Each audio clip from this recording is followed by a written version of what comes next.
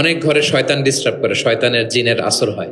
অনেক অনেক ফ্যামিলিতে আমাদের কাছে আসে জাদু টোনা, বান, ব্ল্যাক ম্যাজিক, কালো জাদুর যে সমস্যা। আপনি সূরা বাকারা পড়বেন, আল্লাহ তাআলা আপনাকে প্রোটেক্টেড রাখবেন। আপনাদের পরিচিতদের মধ্যে থেকে এরকম ঘটনা শুনছেন না, যে ব্ল্যাক ম্যাজিকে আক্রান্ত? যারা খুব বেশি আক্রান্ত, অল্প সাউন্ডে সূরা বাকারাটা চালিয়ে ঘুমিয়ে পড়বেন, সারা রাত যেন তেলাওয়াত চলে। কোনো ব্ল্যাক ম্যাজিক আপনার ক্ষতি করতে পারবে না ইনশাআল্লাহ। অল্প সাউন্ডে MP3 করে কি করবেন, চালিয়ে রাখবেন। সূরা বাকারাকে খুব গুরুত্বের সাথে পড়তে বলেছেন আল্লাহ রাসূল সাল্লাল্লাহু আলাইহি ওয়াসাল্লাম। তিনি বলেছেন, ইকরাউ সূরাতাল বাকারা ফাইন্না আখযাহা বারাকা ওয়া তারকাহা হাসারা ওয়া লা ইস্তাতিউহাল বাতালা। যেটা পড়বে বরকত পাবে, যে পড়বে না সে আফসোস করবে। আর যে এটা আত্মস্থ করবে পড়বে, ওয়ালা তাস্তাতিউহাল বাতালা ইয়ানি আস-সাহারা, ম্যাজিশিয়ান। কোন ম্যাজিশিয়ানের ম্যাজিক তার উপর কাজ করবে না, কোন ব্ল্যাক ম্যাজিক তার কাছে কিছুই করতে পারবে না। আমাদের আয়েশা বলেন, রাতে এত কাঁদতেন মাঝে মাঝে তেলাওয়াত করতে করতে, হাত্তা বাল্লা হাজারা, জামা ভিজে যেত, হাত্তা বাল্লা লিহিয়াতা, দাড়ি ভিজে যেত, হাত্তা বাল্লাল আরদা, যেখানে সেজদা দিতেন জমিন ভিজিয়ে দিতেন কাঁদতে কাঁদতে। এবং রাতের সালাতে দীর্ঘ তেলাওয়াত করতেন। কিন্তু জামাতের নামাজ আবার অপেক্ষাকৃত সংক্ষিপ্ত করতেন, এটা সুন্নাহ।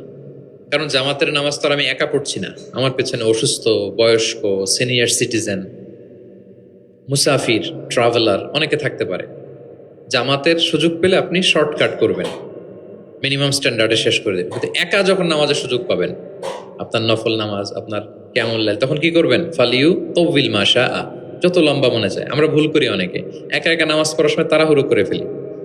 ইমামতির সুযোগ পাইছি তখন বিশাল লম্বা কেরাত, অপোজিট, মানে ভুল করে ফেলছি আমরা। এটা করব না। আমার এই ছোট্ট ভিডিওটা আমি আমার সোশ্যাল মিডিয়া হ্যান্ডেলে শেয়ার করেছিলাম। দেখলাম যে বাংলাদেশে শিক্ষিত সচেতন লোকজন অনেক অ্যাপ্রিসিয়েট করেছে। অনেক সময় এমন হয় যে প্রচন্ড রোদ, জুমার সালাতে পাঁচতলা মসজিদ ভরে, বারান্দা, রাস্তার মধ্যে। আমার অনেক সময় এমন হয়েছে যে সফরে আমি ফ্লাইট ধরবো, রাস্তায় জুমাতে আমি অংশগ্রহণ করেছি। প্রচন্ড রৌদ্র, দাঁড়ানো যায় না, আবার ঝড় বৃষ্টি। এতগুলো মানুষ যে এখানে নামাজ পড়বে, এখানে যদি আপনি লম্বা কেরাত পড়েন তাহলে তো কষ্ট হয়ে যাবে মানুষের। একবার আল্লাহ রাসূল সাল্লাল্লাহু আলাইহি ওয়াসাল্লাম নামাজ একটু বেশি ছোট করে ফেললেন, সংক্ষিপ্ত করে। সাহাবারা বললেন, ইয়া রাসূলুল্লাহ, এত তাড়াতাড়ি নামাজ শেষ করলেন, এত তাড়াতাড়ি তো করতে দেখি না। তখন রাসূল সাল্লাল্লাহু আলাইহি ওয়াসাল্লাম বললেন, আমি যখন নামাজে ছিলাম, উইমেন প্রেয়ার্স এরিয়া, যেটা মানে মদিনার নারীরা তো পেছনে দাঁড়াতো, তিনি বললেন ওখান থেকে আমি একটা ছোট্ট বাচ্চার কান্নার আওয়াজ শুনতে পেলাম। আমার মনে হচ্ছিল ওই বাচ্চাটাকে সামলাতে বাচ্চাটার মায়ের বড্ড কষ্ট হয়ে যাচ্ছে, ওই মায়ের যাতে একটু কষ্ট কম হয় এজন্য নামাজটা আমি একটু শর্ট করে দিয়েছি। দেখেন, মানে অন্যের প্রতি সহানুভূতি, এটা আমাদের মধ্যে নাই। যে আমার ভাইয়ের একটু সুবিধা হোক, আমার বোনদের একটু সুবিধা হোক, আমার কমিউনিটির একটু সুবিধা হোক, এইটা আমরা ফিল করি না। তিনি যখন একা সালাত পড়তেন অনেক লম্বা, কিন্তু জামাতের সালাতে তিনি সংক্ষিপ্ত সালাত আদায় করতেন। কত লম্বা? হুযায়ফা ইবনুল ইয়ামান রাদিয়াল্লাহু তাআলা আনহু, নাম শুনেছেন ওনার?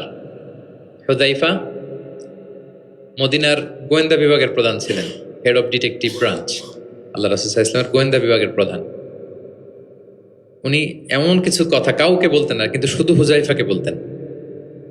মদিনায় মোট কতজন মুনাফিক ছিল আল্লাহ রাসূল সাল্লাল্লাহু আলাইহি ওয়াসাল্লাম জানতেন, কাউকে বলেননি, শুধু হুযায়ফাকে বলেছিলেন। এজন্য ওমরে ফারুক রাদিয়াল্লাহু তাআলা আনহু যখন খলিফা, তিনি যখন দেখতেন কেউ মারা যেত, হুট করে ইমামতি করতে যেতেন না, আগে দেখতেন যে ওই কাতারে হুযায়ফা আছে কিনা। যদি দেখতেন যে হুযায়ফা আছে, উনি ইমামতি করতেন। হুযায়ফাকে এদিকে না দেখলে অন্য কাউকে দায়িত্ব দিয়ে দিতেন। এবং ওমরে ফারুক রাদিয়াল্লাহু তাআলা আনহু এত মুত্তাকি সাহাবী ছিলেন, একবার হুযায়ফা ইবনুল ইয়ামানের কাছে যেয়ে বলে যে, হুযায়ফা, আমি তো জানি না মদিনাতে কতজন মুনাফিক ছিল, এর নামগুলো তো রাসূল তোমাকে বলেছে, তুমি একটু আমাকে বলো যে আমি ওমরের নামটা আবার ওই লিস্টে আছে কিনা। আমার ভয় হয় যে আমি আবার মুনাফিকদের ভেতরে ঢুকে গেলাম কিনা। হুযায়ফা ইবনুল ইয়ামান বললেন, আমিরুল মুমিনিন, আপনি কি বলেন? আল্লাহ রাসূল সাল্লাল্লাহু আলাইহি সাল্লাম তো বলেছেন যে আপনি কোনো রাস্তা দিয়ে যদি হাঁটেন, শয়তান যদি ওই রাস্তা দিয়ে আসে, আপনাকে দেখলে শয়তান ওই রাস্তা রেখে দিয়ে অন্য রাস্তা দিয়ে হাঁটে। কোশ্চিনকালেও মুনাফিকদের লিস্টে আপনার নাম থাকতে পারে না। তো এই হুযায়ফা ইবনুল ইয়ামান রাদিয়াল্লাহু তাআলা আনহু, উনি বললেন, একবার রাতে আমি আল্লাহ রাসূল সাল্লাল্লাহু আলাইহি ওয়াসাল্লামের সাথে কিয়ামুল লাইল, মানে তাহাজ্জুদের নামাজে শরীক হওয়ার সুযোগ পেয়েছিলাম। একা একা নামাজ তিনি পড়তেছিলেন, হুজাইফা যে জয়েন করেছেন। তখন রাসূলুল্লাহ সাল্লাল্লাহু আলাইহি সাল্লাম সূরা বাকারা দিয়ে শুরু করলেন। কোন সূরা? বলেন, সবাই বলেন তো কোন সূরা? কোরআনের সবচাইতে দীর্ঘতম সূরা। আয়াত কত? 286, মানে অনেক বড় সূরা। তো উনি শরীক হলেন। শরীক হওয়ার পরে আল্লাহ রাসূল সাল্লাল্লাহু আলাইহি সাল্লাম সূরা বাকারা দিয়ে শুরু করলেন। তো উনি ভাবলেন মনে হয় 100 আয়াত যাওয়ার পরে রাসূল সাল্লাল্লাহু আলাইহি সাল্লাম রুকুতে যাবেন। কত আয়াত যাওয়ার পরে? 100 আয়াত গেল, যায় না রুকুতে। 200 আয়াত গেল, তাও যায় না রুকুতে। 286 আয়াত শেষ, মানে সূরা বাকারাই, তাও রুকুতে যায় না। এরপরে রাসূল সাল্লাল্লাহু আলাইহি ওয়াসাল্লাম সূরা আলী ইমরান শুরু করেছেন, ওইটাও শেষ। এরপর রাসূল সাল্লাল্লাহু আলাইহি ওয়াসাল্লাম সূরা নিসা শুরু করেছেন। Could you imagine that? আপনি চিন্তা করতে পারেন? তার মানে এক এক রাকাতে উনি 2 থেকে 3 ঘন্টা, মাঝে মাঝে এমন হয়েছে 2 রাকাতে সারা রাত শেষ কভার করে দিয়েছেন। এবং হুজাইফা বলেন, আমার কাছে মনে হলো যতক্ষণ তিনি দাঁড়িয়ে তেলাওয়াত করছিলেন ঠিক ততক্ষণ আবার রুকুতে ছিলেন, যতক্ষণ রুকুতে ছিলেন ঠিক ততক্ষণ আবার সেজদায় লুটিয়েছিলেন। 2 রাকাতে পুরো রাত তিনি শেষ করে দিয়েছেন। তাহলে রাতের সালাতে তিনি দীর্ঘ তেলাওয়াত করতেন। সব সময় তিনি তেলাওয়াত মুখর সময় কাটাতেন, দাঁড়িয়ে, বসে, শুয়ে, হাঁটা অবস্থায়, আরোহী অবস্থায়, সব সময়। অজু থাকা অবস্থায়, অজু না থাকা অবস্থায়। অজু চলে গেলেই রাসূল সাল্লাল্লাহু আলাইহি ওয়াসাল্লাম সাথে সাথে অজু করে ফেলতেন, কিন্তু অজু নেই ওই অবস্থায়ও তিনি কোরআন তেলাওয়াত করেছেন। ইবনুল কাইয়িম আল জাওজিয়া যাদুল মাআদ ফি হাদি খায়রিল ইবাদ, একটা বিখ্যাত সিরাত গ্রন্থে তিনি বলেন, লাম ইয়াকুন ইয়ামনাহু মিন কিরাআতিহি ইল্লাল জানাবা। গোসল ফরজ হয় যেই পরিস্থিতিতে, ওই পরিস্থিতি ছাড়া কোনো কিছু রাসূল সাল্লাল্লাহু আলাইহি ওয়াসাল্লামকে কোরআন তেলাওয়াত থেকে বিরত রাখতে পারত না। মানে গোসল ফরজ হয় কোন কারণে আপনারা তো জানেন। এরকম পরিস্থিতি হলে তিনি শুধু তেলাওয়াত করতেন। এছাড়া দাঁড়িয়ে, বসে, হাঁটছেন, আরোহণ করেছেন, অজু আছে কিংবা অজু নেই, সবসময় তিনি কোরআন তেলাওয়াত করতেন। মুআবিয়া ইবনে কুররাহ রাদিয়াল্লাহু তাআলা আনহু বর্ণনা করেন যে আব্দুল্লাহ ইবনে মুগাফফাল তিনি বলেন, একবার আমি রাসূল সাল্লাল্লাহু আলাইহি ওয়াসাল্লামকে দেখলাম যে তিনি উটের উপর চড়ে মক্কা বিজয়ের দিন উট হাঁকাচ্ছেন, উটের উপর বসা। তখন তিনি সূরা ফাতহ তেলাওয়াত করছেন, ইন্না ফাতাহনা লাকা ফাতহাম মুবিনা লিয়াগফিরা লাকাল্লাহু মা তাকদ্দামা মিন যামবিকা ওয়া মা তাআখার। তিনি বলেন যে আমি নিজে 8ম হিজরিতে মক্কা বিজয়ের দিন দেখলাম তিনি উট হাঁকাচ্ছেন আর পড়তেছেন ইন্না ফাতাহনা লাকা ফাতহাম মুবিনা, সূরা ফাতহ তেলাওয়াত করতেছেন। সুবহানাল্লাহ। তার মানে দাঁড়িয়ে, বসে। অনেকে আমাদেরকে প্রশ্ন করে যে হুজুর শুয়ে শুয়ে কোরআন তেলাওয়াত করা যাবে? মানুষের মনে প্রশ্ন থাকে অনেক। তারপর বলে অজু ছাড়া কি কোরআন তেলাওয়াত করা যাবে মুখস্থ? অনেক প্রশ্নের সম্মুখীন হয়েছে আমি এটা। তার মানে আল্লাহ রাসূল সাল্লাল্লাহু আলাইহি ওয়াসাল্লামের জীবনী থেকে তো আপনি বুঝতে পারলেন যে কোনো কিছু আপনারা আটকাইতে পারবে কোরআন তেলাওয়াত থেকে, এক্সেপ্ট আপনার গোসল ফরজ হয়েছে, তখন পড়বেন না, তখন গোসলটা করে তারপরে পড়বেন। নিজ গৃহে তিনি তেলাওয়াত করতেন। আমরা অনেক সময় শুধু মসজিদে গেলেই কোরআনটা খুলে পড়ি, ঘরে আর পড়ি না। না, ঘরে পড়বেন। তিনি বলেছেন লা তাজআলু বুয়ুতাকুম মাকাবিরা, তোমাদের ঘরগুলোকে কবর বানায় রেখো না। কবরের মধ্যে তো কোনো আমল হয় না, মৃত মানুষ শুয়ে থাকে, পড়ে থাকে, আমল নাই, জিকির নাই, তেলাওয়াত নাই। তো ঘরগুলোকে কবর বানিও না।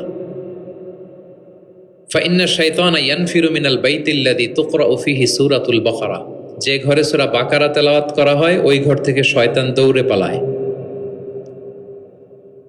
অনেক ঘরে শয়তান ডিস্টার্ব করে, শয়তানের জিনের আসর হয়। অনেক অনেক ফ্যামিলিতে আমাদের কাছে আসে জাদু, টোনা, বান, ব্ল্যাক ম্যাজিক, কালো জাদুর যে সমস্যা। আপনি সূরা বাকারা পড়বেন, আল্লাহ তাআলা আপনাকে প্রোটেক্টেড রাখবেন।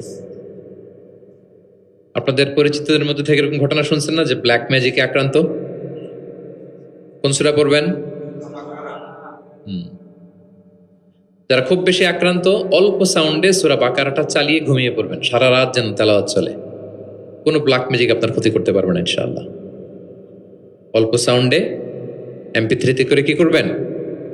চালিয়ে রাখবেন। সূরা বাকারাকে খুব গুরুত্বের সাথে পড়তে বলেছেন আল্লাহ রাসূল সাল্লাল্লাহু আলাইহি ওয়াসাল্লাম। তিনি বলেছেন ইকরাউ সূরাতাল বাকারা ফাইন্না আখযাহা বারাকা ওয়া তারকাহা হাসারা ওয়া লা ইস্তাতিউহাল বাতালা। যেটা পড়বে বরকত পাবে, যে পড়বে না সে আফসোস করবে।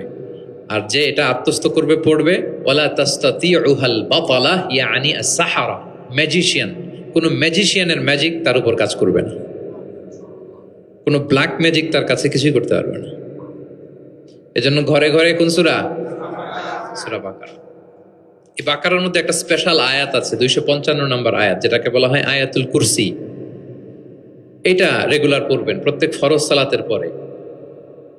মান ক্বারা আয়াতাল কুরসি দুবরা কুল্লি সালাতিন মাকতুবাতিন লাম ইয়ামনাহু মিন দুখুলিল জান্নাতি ইল্লাল মাউত। প্রত্যেক ফরজ সালাতের পরে যে ব্যক্তি আয়াতাল কুরসি তেলাওয়াত করবে, ওই ব্যক্তির জান্নাতে প্রবেশের ক্ষেত্রে আর কোনো বাধা থাকে না, একটা জিনিস ছাড়া, মৃত্যু। লোকটা মরে না তাই জান্নাতে যায় না, মরলেই জান্নাতি। প্রত্যেক ফরজ সালাতের পরেই আপনারা পড়বেন। যারা পড়েন কন্টিনিউ করবেন, আর যারা পড়েন না মনে রাখবেন, নোটে রাখেন, যেটা আমরা রেগুলার ওয়াজিফা বানাবো। It should be regular ওয়াজিফা।